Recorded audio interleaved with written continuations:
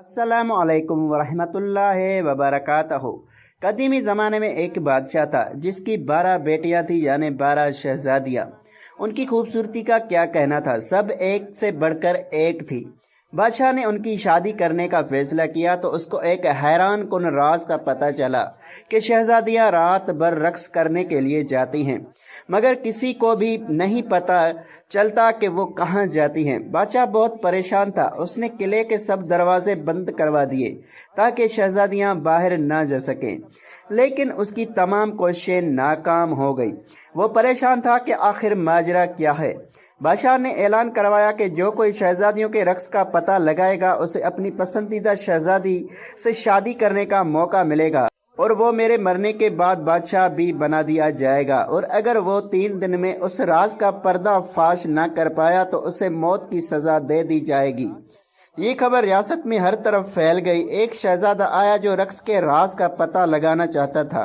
उसने कहा, मैं आपके पड़ोसी रियासत का शहजादा हूँ और शहजादियों के रक्स का पता लगाने आया हूँ। बादशाह ने उसका इस्तकबाल किया और रात का खाना खाने के बाद उसे शहजादियों के कमरे के सामने वाला कमरा सोने के लिए दे दिया। शहजादियों के कमरे के दरवाज़ा खुला रखा गया और शहजादे का पलंग ऐसे रखा गया कि वो सारी रात उन पर नजर रख सके। रात को शहजादियां उसके लिए शरबत लेकर आईं, जिसको पीते ही उसे नींद आ गई। जब उसकी आंख खुली तो शहजादियां रक्स करके वापस आ चुकी थी। तीनों दिन ऐसे ही चलता रहा। चौथे दिन जब शहजादा बादशाह के सामने हाजिर हुआ तो उसके पास बादशाह के सवालों का कोई जवाब न था। बादशाह ने उसे मौत की सजा दे दी। यूं ही बहुत से लोग आए लेकिन सब नाकाम रहे। फिर एक दिन एक जख्मी सिपाही अपनी किस्मत आजमाने बादशाह की रियासत की तरफ चल पड़ा। रास्ते में उसे एक बुढ़िया मिली।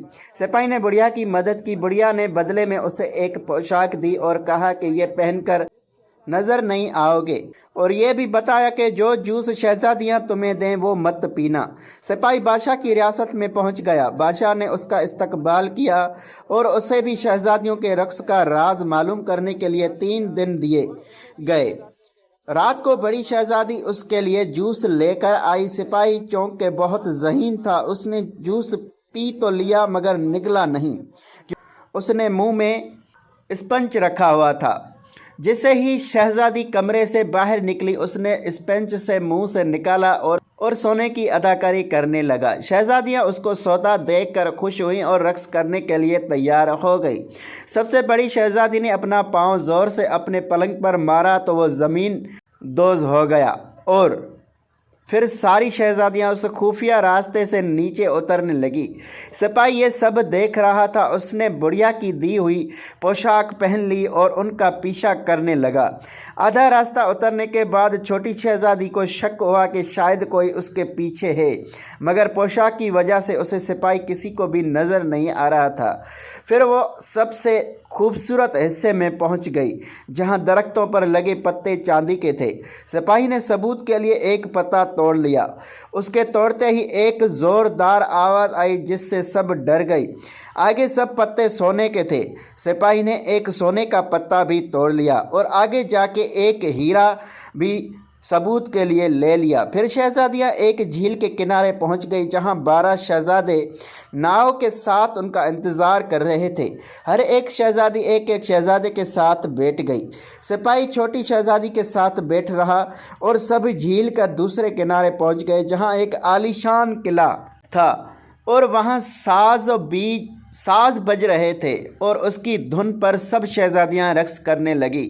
सुबह 3 बजे तक ये सब चलता रहा। उनके जूतों में छेद हो गए और फिर सब वापस आ गई, और सिपाही भी जल्दी से भागकर अपने कमरे में जाकर सो गया कि किसी को शक ना हो। यह सिलसिला कई दिनों तक चलता रहा। सिपाही उनका ताक़ुब करता रहा और सबूत भी लाता रहा और उनसे पहले ही आकर सो भी जाता। यूँ किसी को शक भी नहीं हुआ। जब फैसले की घड़ी आई तो बादशाह ने सिपाही को बुलाया। सिपाही ने कहा, आले जहाँ सभी 12 शहजादियाँ अपने कमरे से ज़मीन 2 सिरिंग से जाती हैं जहाँ एक किला है। उसने सबूत भी दिखाए। शहजादी ने यह सब मान लिया।